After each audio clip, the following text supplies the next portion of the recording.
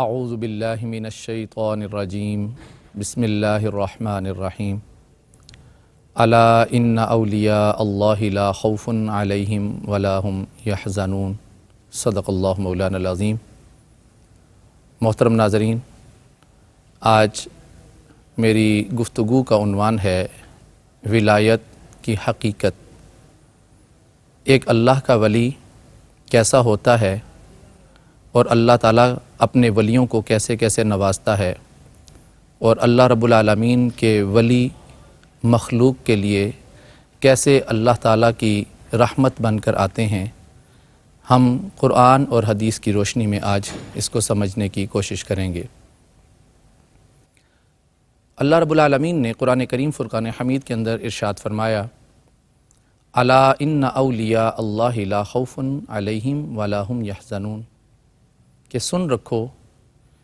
کہ اللہ کے جو دوست ہیں ان پر نہ کوئی خوف ہے، نہ کوئی حزن ہے، نہ وہ غمگین ہوتے ہیں۔ اللہ رب العالمین اپنے ولیوں کو، اپنے دوستوں کو سب سے پہلے ایک ضمانت عطا فرماتا ہے کہ وہ لوگ جو میری رضا کی خاطر زندگی بسر کرتے ہیں، وہ لوگ جو مجھے راضی کرنے کے لیے دن رات عبادت میں مصروف عمل رہتے ہیں، میں ان کے دل کو ایسے اطمینان دیتا ہوں کہ سب سے پہلے ان کے دل سے ہر قسم کا خوف دور کر دیتا ہوں، اور ان کے دل سے ہر قسم کا حزن دور کر دیتا ہوں۔ خوف اور حزن یہ کیا ہے؟ مفسرین کرام نے بڑی ابحاث اس کے حوالے سے کی ہیں، لیکن میں مختصراً یہ کہوں گا کہ خوف وہ ہوتا ہے جو بندے کو اپنے بارے میں لاحق ہوتا ہے، اور حزن وہ ہوتا ہے جو اپنے دوستوں کے بارے میں لاحق ہوتا ہے۔ اللہ رب العالمین اولیاء کرام کے حوالے سے جو عظمت اور فضیلت کا معیار قائم فرماتا ہے، اس میں یہ واضح طور پر ارشاد ہو رہا ہے کہ اللہ تعالیٰ اپنے ولیوں کے دل سے خوف نکال دیتا ہے، اور جو ان کے دوست ہوتے ہیں، ان کے چاہنے والے ہوتے ہیں، اللہ تعالیٰ ان کے دل سے بھی خوف کو دور فرما دیتا ہے۔ اللہ کے ولی اللہ تعالیٰ کی طرف سے، اللہ تعالیٰ کی جانب رہنمائی کا ایک ذریعہ ہوتے ہیں، اس لیے کہ ان کی اپنی ذات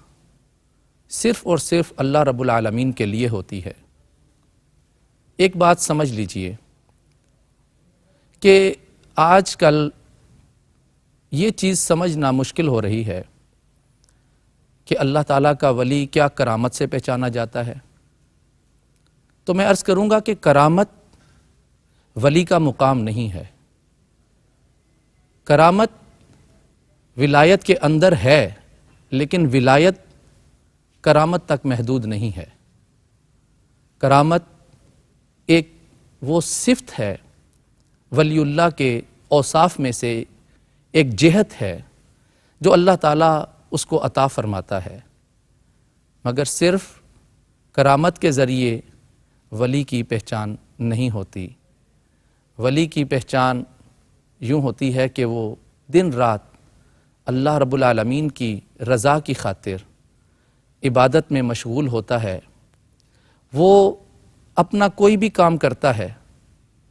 چاہے اس کا ظاہری کام ہو، باطنی کام ہو، معاشی کام ہو، علمی کام ہو، فکری کام ہو، اس کا کسی بھی طرح کا کوئی دنیاوی کام ہو، وہ سب اللہ تعالیٰ کی ذات کی خاطر کرتا ہے، اور صرف اللہ رب العالمین کو راضی کرنے کے لیے کرتا ہے۔ اس لیے کہ ولی کی زندگی کا ایک ہی مقصود ہوتا ہے کہ وہ اللہ رب العالمین کو راضی کرنا چاہتا ہے، اللہ رب العالمین کی خوشی حاصل کرنا چاہتا ہے، اس کی خوشنودی کی خاطر اپنی زندگی کے لیل و نہار بسر کرتا ہے۔ محترم ناظرین، میں آپ کے سامنے ایک بڑی خوبصورت آیہ بینہ پڑھتا ہوں۔ دیکھیے اللہ رب العالمین قرآن کریم فرقان حمید میں ایسے لوگوں کی نشانی کیا بیان فرماتا ہے۔ فرمایا جا رہا ہے کہ الذین اذا ذکر اللہ وجلت قلوبہم والصابرین علی ما اصابہم والمقیم الصلاۃ ومما رزقناہم ینفقون۔ ترجمہ سماعت فرمائیے، ایسے لوگ جن کے سامنے اللہ کے نام کا ذکر کیا جائے تو ان کے دل لرز اٹھتے ہیں، اور ایسے لوگ جن کے سامنے اللہ کے نام کا ذکر کیا جائے تو وہ صبر کرنے والے ہوتے ہیں، ان کے دل اللہ کے ذکر میں مشغول ہوتے ہیں، ہر مصیبت پر وہ صبر کرنے والے ہوتے ہیں۔ اور پھر فرمایا کہ جب نماز کا وقت ہوتا ہے تو وہ نماز قائم کرنے والے ہوتے ہیں، اور پھر اللہ رب العالمین ان کو جو کچھ عطا فرماتا ہے وہ اللہ کی عطاؤں میں سے خرچ کرنے والے ہوتے ہیں۔ یہاں پر ہمیں ان نشانیوں کو دیکھ کر اس چیز کو سمجھنا ہوگا کہ اللہ رب العالمین کی راہ میں خرچ کرنا، اللہ رب العالمین کے لیے نماز پڑھنا، اللہ رب العالمین کے لیے عبادت کرنا، اور اللہ رب العالمین کی مخلوق پر خرچ کرنا، یہ سب قرآن کریم فرقان حمید کا مطمع نظر ہے۔ قرآن کریم فرقان حمید وہ راستہ ہے جو نبی کریم صلی اللہ علیہ وآلہ وسلم کی بارگاہ تک پہنچتا ہے، اور اس کے ساتھ جو شخص بھی نبی کریم علیہ السلام کی بارگاہ میں پہنچ جاتا ہے، حضور رحمت للعالمین آقا اس کو اللہ رب العالمین کی بارگاہ میں حاضر کر دیتے ہیں۔ اللہ رب العالمین فرماتا ہے کہ وَاصْبِرْ نَفْسَكَ مَعَ الَّذِينَ يَدْعُونَ رَبَّهُمْ بِالْغَدَاةِ وَالْعَشِيِّ يُرِيدُونَ وَجْهَهُ۔ یہ اللہ کے ولیوں کا ایک اور انداز بھی ہے کہ وہ لوگ جو دن رات اللہ رب العالمین کو یاد کرتے ہیں، اس کو پکارتے ہیں اور اپنے نفس پر صبر کرتے ہیں، اور اپنے نفس پر صبر کرتے ہیں، تو ان لوگوں کا کام کیا ہے، ان کی چاہت کیا ہے؟ اس کی عالمانہ تفاسیر تو بہت ہیں، مگر میں صوفیانہ سی ایک بات آپ کے سامنے رکھتا ہوں، وہ یہ کہ اللہ رب العالمین کے یہ جو بندے اپنی ہر خواہش کو دبانے والے ہوتے ہیں، اپنے ہر کام کو اللہ رب العالمین کے لیے کرنے والے ہوتے ہیں، اپنے آپ کو ہر گناہ سے بچا کر رکھنے والے ہوتے ہیں، ان کا ارادہ کیا ہوتا ہے، ان کی چاہت کیا ہوتی ہے، ان کی طلب کیا ہوتی ہے؟ ان کی طلب، ان کی چاہت، ان کی جستجو صرف یہ ہوتی ہے کہ قرآن کریم میں اللہ رب العالمین فرماتا ہے یریدون وجہہ، وہ اللہ تعالیٰ کی طلب رکھتے ہیں، وہ اللہ تعالیٰ کے چہرے کی طلب رکھتے ہیں۔ ان کو اس چیز سے غرض نہیں ہوتی کہ ہم جو عبادات کریں گے ان کے بدلے میں ہمیں جنت ملے گی یا ہمیں اجر اور ثواب ملے گا۔ جو اپنا آپ اللہ رب العالمین کے حوالے کر دیتا ہے تو اللہ رب العالمین اس کو غنا کی دولت عطا فرما دیتا ہے، پھر اللہ رب العالمین اتنا نوازتا ہے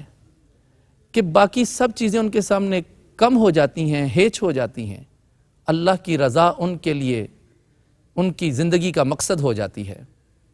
اللہ کی رضا کو پانا ان کی زندگی کا مقصد ہو جاتا ہے، اور اس مقام کی خاطر وہ اللہ رب العالمین کو یاد کرتے ہیں کہ ہم سے اللہ رب العالمین راضی ہو جائے۔ محترم ناظرین، جب اللہ رب العالمین انسان سے راضی ہو جاتا ہے تو جس کا رب ہو جاتا ہے اس کا سب ہی ہو جاتا ہے، پوری کائنات اس کی ہو جاتی ہے۔ یہ زندگی کا ایک نظام ہے کہ انسان دنیا کے پیچھے بھاگتا ہے، دنیا آگے آگے بھاگتی ہے، لیکن ولی اللہ کا مقام اس سے ہٹ کے ہوتا ہے کہ جیسے انسان سورج کی روشنی میں چلتا ہے تو انسان کا ایک سایہ بنتا ہے جو اس کے ساتھ ساتھ چلتا ہے۔ اللہ رب العالمین کے لیے جو بندہ اپنی زندگی کو وقف کر دیتا ہے تو اللہ رب العالمین اس بندے کے ساتھ رحمتوں کا احاطہ ایسے فرما دیتا ہے کہ جیسے جیسے وہ اپنی رفتار سے اللہ رب العالمین کی جانب آ رہا ہوتا ہے،